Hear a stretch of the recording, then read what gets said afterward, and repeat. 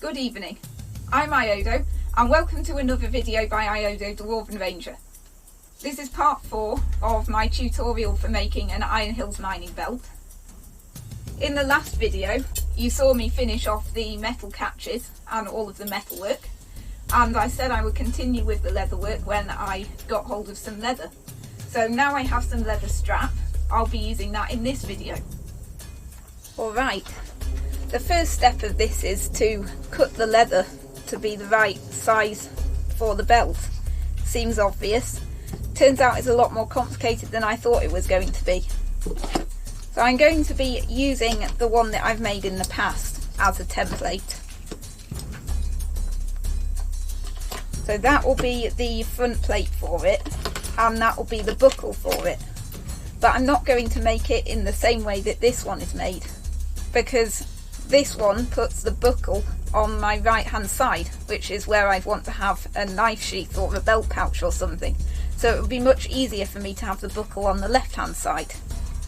So what I'm going to do instead is I'm going to flip everything round, but the other thing that I'm going to do is, instead of having the buckle connected straight to that, I'm going to have the tail end connected straight to that and the buckle connected to the other side, so that the tail end goes backwards instead of forwards, which would be much more convenient.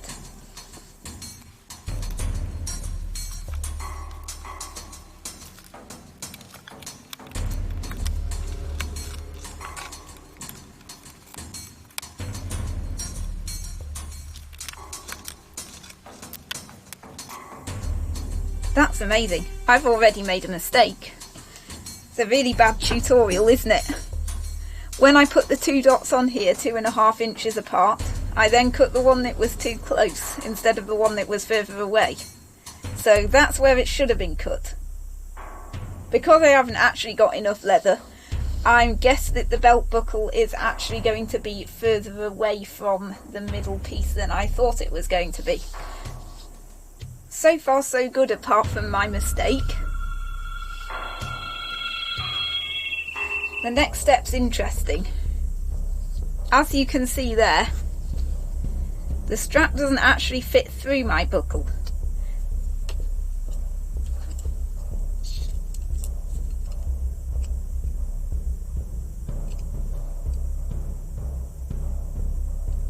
It's actually the strap that's wrong. Fancy that.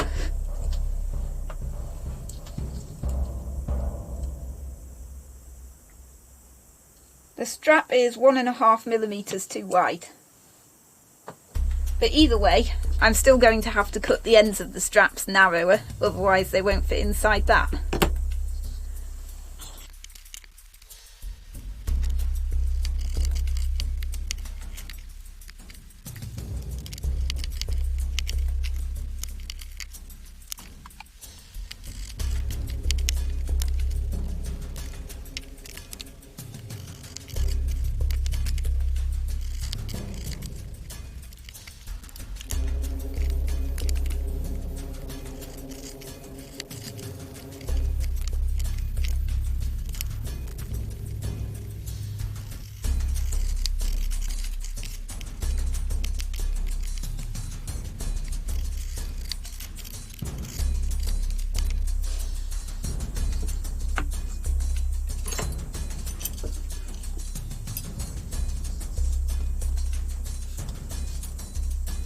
Well, that was effort.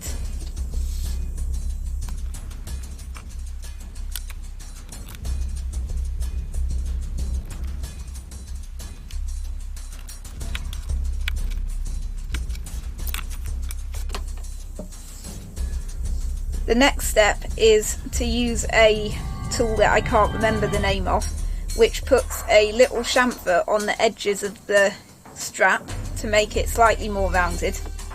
Now, I'm not going to be bothering on this one with any of the tooling or doing the edge burnishing.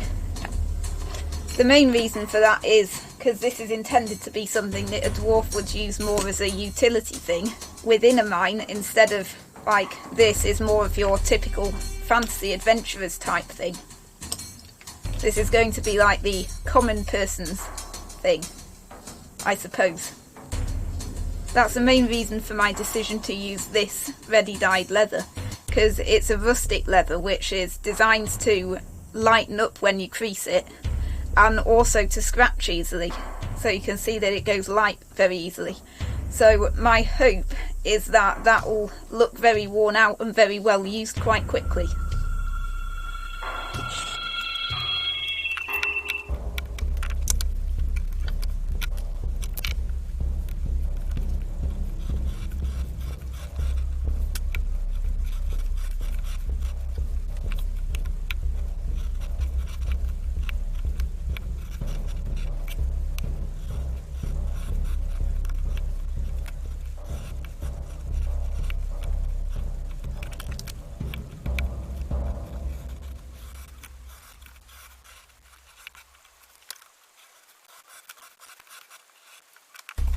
Okay, so now I've done that, the other problem I've noted is this leather's much thicker than the other leather that I used for the last belt I made, so it doesn't really fold over very easily, so I'm going to have to make it thinner.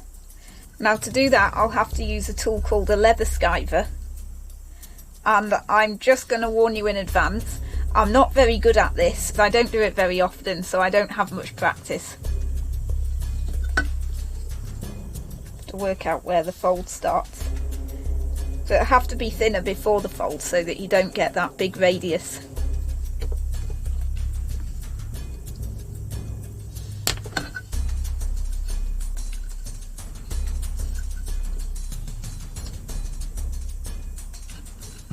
And these tend to cut better at an angle than they do straight.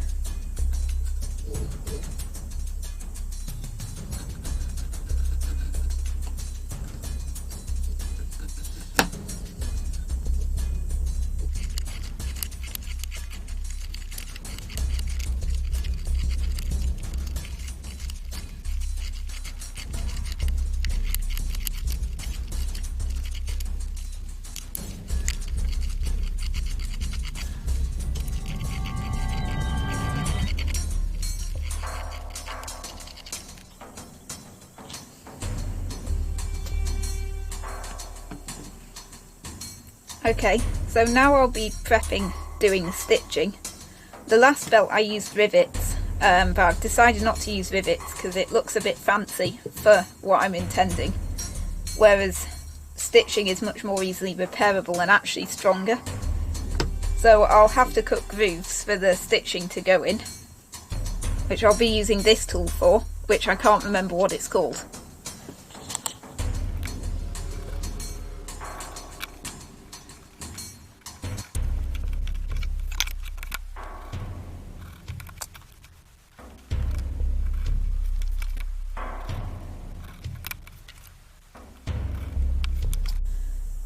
Now that that's done, the next step is to punch some holes for the stitches, which will be done using that. I can't do that on this bench because it's not strong enough, and I can't set the camera up easily on the other bench, so I'll just go and do that. Alright, I'm back and I've punched holes in the leather for sewing. The next step is to attach the buckle to one end of this, and to do that I've got to make a hole for that bit of the buckle. So once that's folded in half, the hole actually has to go all the way round the outside of that for the piece of metal to move freely. So the easiest way I find to do that is to mark the front and the back of the bend.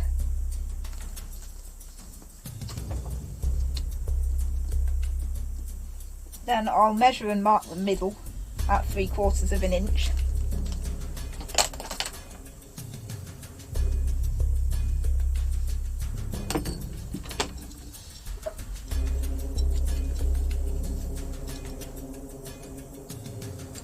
Now I'm going to punch a hole at the top of the slot and at the bottom of the slot.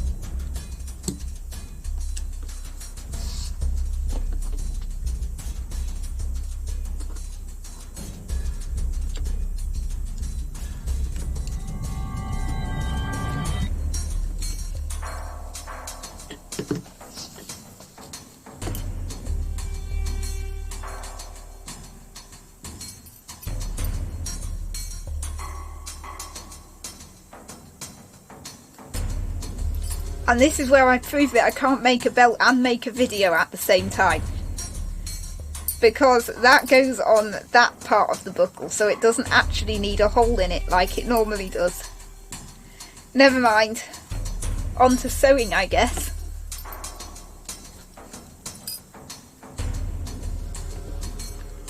And this is where the internet finds out all my dodgy methods.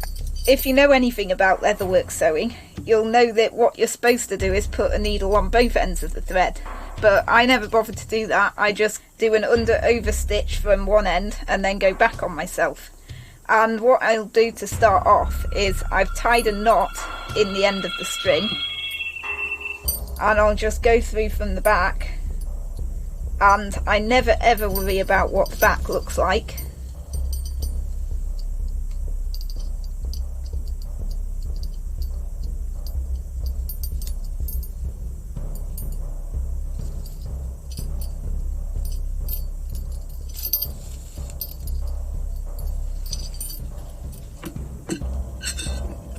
Then once I've done that, I actually split the thread and feed the needle through it just behind the knot, so that it locks so it can't come undone. That is the wrong way of starting off leatherwork sewing, but never mind. And after a little bit of time, I'm back. Now, I decided after making too many mistakes, because apparently I can't make videos at the same time as doing something else, that it would be better to do the sewing not on camera. So I've now sewn this together. Now, just another quick point to make. Usually I would use glue to secure that before I sewed it, but this time I haven't. And the main reason for that is because I still couldn't decide whether it was best to have the buckle on the left hand side or the right. So if at a later date I decide I'm going to change that, I can. And I think this is where this video is going to end, so you have to wait until the next one. I think it might be part 5, because otherwise it will end up too long to upload. So I will see you next time. Thanks for watching.